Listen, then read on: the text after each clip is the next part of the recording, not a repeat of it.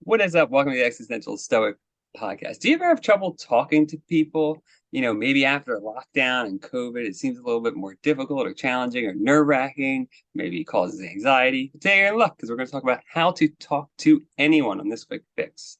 I'm Danny, I'm my buddy Randy. What's up, Randy? Yo, Danny. Did you ever have trouble talking to people? Yeah, absolutely. It's kind of funny because I guess I would classify myself as an introvert. Like I regain my energy by being alone, but I'm able to put on being an extrovert. So like, but it's always a battle in my mind of like, oh, I know I should say hi to them, but then I'm like, but I'm an introvert. I don't need to. And so it's like a constant battle that I have going on But every I'm an day. introvert. Yeah, right. It's so funny that whole distinction. I feel like, because like I feel like an introvert, but at the same time, I also don't really mind talking to people either. So I don't know what that means. I don't know if it's just, I'm sure there's middle ground too for things, but whatever. Well, it's almost funny because I put off talking to other people because I'm so busy talking to myself in my mind. It's like I'm not I didn't it's not that I'm not talking. It's just like I'm Yeah. talking everything going on up here instead of just talking to somebody else. Yeah, I'm a constant, it's like a constant stream of just stuff. Yeah. Yeah, it's hard sometimes. It is. Yeah. Well, that's good. Well, so today we're each going to share three tips for how to talk to anyone. I'm going to start because it's my week. So, my first one is actually pretty straightforward, but I think it is valuable, which is just practice starting conversations, particularly with strangers in like low stakes situations. So, like, what I mean by that is like if you find yourself waiting in a long line, turn around to the person behind you and be like, hey, what's up? And just start something. Start a conversation. Talk about the weather, talk about the line, whatever it has to be. Just start it and just doing that, I think, because like I do that sometimes. And it always reminds me that most people want to engage in a conversation. Like most people will willingly, happily just continue the conversation because they want to talk too. They don't want to stare at their phone. So I think it's a Dude, really good method. that's a great point because it's like so often it's almost it's almost the rare exception that somebody doesn't want to. And when they don't, you're just like, Yeah. okay, fine. But like almost every Yeah. time you initiate a conversation, other people just keep it going. Everybody's dying to have conversation, to have people ask questions about them, Yeah. but everybody's too shy. Yeah. And it makes them happy too. It's like you get a chance to like be the center of attention for a minute, which is nice. Well, okay, so short little funny aside, Yeah. so we can have a nice 20-minute long quick So fix. we can But like extend this. so I was working at a co-working place and like I made it a habit to just say hi to people in like all of those awkward scenarios. Like you're both at the water cooler or the coffee machine. I would just say hi, I'm Randall. Or like you're both going to the elevator. I would just say hi. And so there was this one dude who like he was working there for like 3 months and he was like, the whole time I've been here, you're the only person who says hi. Like, what's wrong with everybody else? And I was like, how many people have you said hi to? And he's like, none. I was like, well, there's your answer, dude. That's a good situation too, though, because that's a co-working space. It's not like you even have that like association of working at the same company or anything. So that's like, Dude, yeah, everybody's there because they're lonely from working at home. Like they're they tired don't of want to be being by by themselves. themselves. They're Yeah. dying for companionship. It's like that's the only reason why most people go to the gym or go to any social events on like Meetup, anything. Because people are just dying of loneliness. They're dying for anybody to ask about them. Yeah, it's really not hard. Once you start, it's like you Mhm. realize that immediately once you do it a couple times. Yeah, totally. So that brings me to my first one, which is focus on the action, not on the results, because the results are out of your sphere of influence. You have no control over what the results will be. So, like a lot of people won't say hi because they're afraid of some negative outcome or something like that. They want they'll never tell the girl that they're attracted to because they're afraid she'll say no or something like that. But that's completely out of your control. You never know how it's going to get, but 100% of the time, it won't happen if you don't just say hi. So, like, focus on the action. And for saying hi to people, it's like such a low barrier of entry because I learned like everybody's like, but what's the perfect line? What should I say? Like, what? And it's just literally, I just say, hi, my name is blah, blah, blah. That's all I say. And that's all you ever need to say. That's it. Yeah. It's simple. That's like a really good one too, though, because you make a good point about not focusing on what's out of your control, which is what everybody imagines and worry about. They worry about this like being embarrassed or like I don't know what kind of reaction they worry about because like, most people saying hi, I mean, like even if they don't want to talk, they're not going to be mean to you. And Dude, like it's the fear of another, embarrassment because that's it like relate is, that like borders on the fear of death. And like you feel like you're going embarrassment feels like you're going to die. Like you imagine you equate it with yeah. death. And yeah, that's crazy. Yeah, it's so funny though too, because it's like it really. I mean, at the end of the day, it's like if you don't take action, or if you take action and it doesn't work out, I mean, you're really in the same position you were in before anyway. So it's not like you didn't lose anything. You Hmm. didn't like you're risking very little in this case, which is why I think yeah, And also the hi my name is a little bit of a persuasion trick because it's like, when you go to the used car dealer, they offer you like coffee or cookies or whatever oh by yeah, giving you a little gift first. You feel obliged that you have to return it. So you give somebody first your name. No, number one, you're starting a conversation. But number two, you give them your name. All of a sudden, they feel indebted to you. They feel like they have to continue it. that's good too. It's also an easy in too because they can say their name. You can kind of get things Hmm. rolling. Yeah, that works. Yeah, I like that one. My second one works well, I think, with that too, which is, once you walk up and you say hi, just ask questions about them. That's all you really literally it's like this is actually the easiest thing. Let them lead everything. Let them if you want to try, if you're nervous, let the other person lead the conversation. Just ask questions about them and ask we all can ask questions about people. It can be what do you do, where are you from, why are you here, whatever. I mean just general open-ended questions and let them answer. And it's a great way and people love talking about themselves. They do. Hmm. Everybody does. So I think, asking questions, and most people, like you said, will feel obliged to answer as well. They'll also give you an answer, and that gives you a starting point too for further conversation. Well, dude, I mean, just look at like the fame brain. Everybody wants to be a celebrity so that people just like want to know more about them. So you just ask Yeah. about people, and that like fulfills the basic need that everybody has of being important.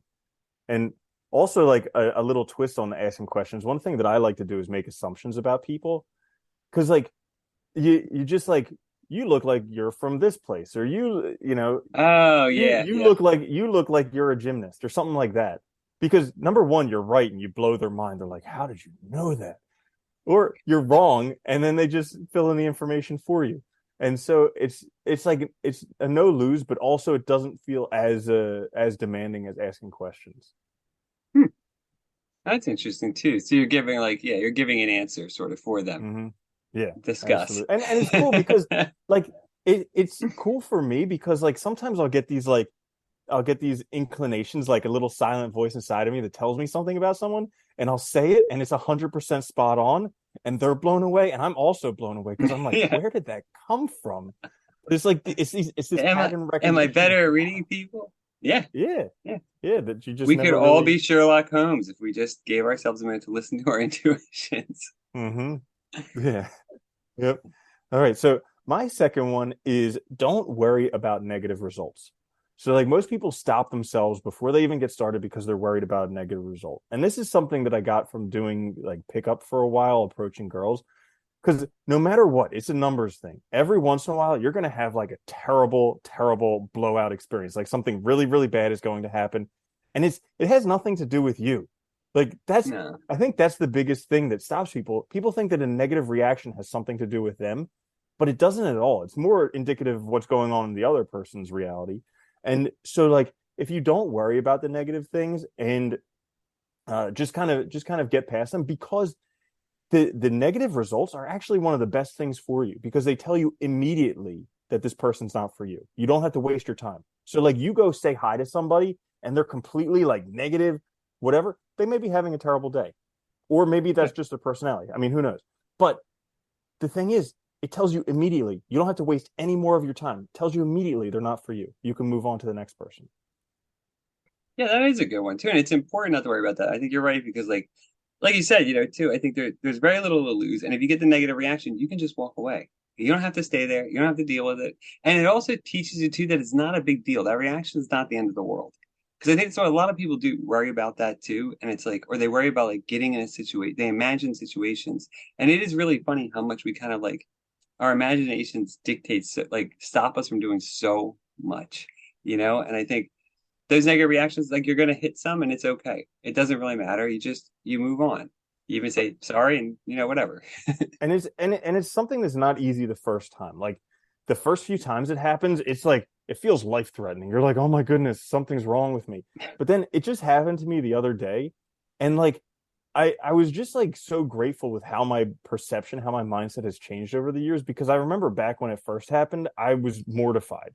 It took me like days to get over. This time when it happened, I was just like, wow, that's a weird person. Like instead of thinking it was about me, I was like, that person's fucking weird. Like so just like getting with that and just getting over being like, okay, maybe they're having a bad day, maybe the situation wasn't whatever. But like that's it. And it's done. Yeah. Well, what it's the master blames no one, right? You have to blame no one. You Mm-hmm. let them be, you let Absolutely. yourself be, you move on, right? Yeah, that's a good one. Absolutely. It's true. It is funny that I Mm-hmm. do really quick. I mean, what you Yeah. mentioned too about like, with age, I am grateful because I do think that does help a lot. Like I remember when I was younger, like in my teens, early 20s, you're way more conscientious about like what other people are thinking and how they might judge you and stuff. So it does seem harder to do these things and it does get easier. And I wish looking back, like it'd be great if you had the mindset you have now, then, because it would have been so much easier to just get through like regular things, like even when you have to talk, like I know people that even when they have to talk to somebody for a specific reason, they still get nervous. And it's like, you know, working on overcoming that is such a big, it's such a useful thing to have because then it just makes your life so much easier. Those anxiety and stress is reduced in all these encounters you have to deal with every day. Mm-hmm. Yeah. Absolutely. My last one, and this is really for like any kind of conversation, but find common topic or ground ahead of time. So this could be anything from like, well, you're at a baseball game, so you have common ground right there, right? Or like, you're at work or whatever. Just find something that kind of you can use as a starting point and like an anchor topic to help you with the conversation. So, this is something you like, they like it. That's a good starting point. Or like you said, like if you go, if you join a group for whatever, photography or surfing or something, because you like those activities, everybody there likes that. So that's a good way to have a conversation, right? It's easy. There's similar interests. Yeah, and it's such a good point to find the common ground because like if you think about when you're talking with somebody who's already a friend, you have these like threads that you share common interest in. And when you start talking about that, there's no effort in the conversation. You're actually just waiting for Yeah. your friend to shut up so you can say the Yeah. next thing. And but it's like but like finding that with the new people that you're meeting, that allows you to instantaneously access that like friend level connection. And Yeah. It so yeah. makes it super easy. It just makes it like feel natural, right? And that gives you Mhm. like, I think that makes it so much easier to start learning how to talk to just anybody.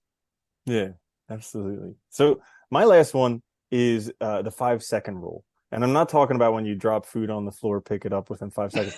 I'm talking about so like Mel Robbins, she has a book called the 5 second rule. And basically, anytime you have a thought or an impulse to do something, just count down from five. It's important not to count up. Count down from five, five, four, three, two, one, go. Because the longer you wait, and really it's only about 5 seconds that you have, the less likely you are to do it. So like when you Oh, have that impulse to meet somebody, like you're both standing waiting for the elevator. Five, four, three, two, one, go. Do it. Because if you wait, you're never going to do it. Like people people think that the longer we wait, maybe I'll get the confidence I need. Oh, I just need a little bit more confidence. Oh, maybe next time. It's never going to happen. It's always in that moment. And it's funny because the things that we actually want are in conflict with our emotions at the moment. So like we want to meet more people. We're lonely. We we want yeah. to like have strong relationships in our life, but every time we get to that situation where we can meet new people, the emotion comes up that says, I don't want to do this. And it's like that emotion is in conflict with what we actually want. And it's just learning to overcome that emotion. And it just takes 5 seconds. So, like, if you haven't, I would recommend reading or listening to the book 5 Second Rule because it's really great. She goes into the whole theory behind it. But, like, it's simple as that. Just count down five, four, three, two, one, do it. And the more you do that, the more trust you gain in yourself and the better it ends up being.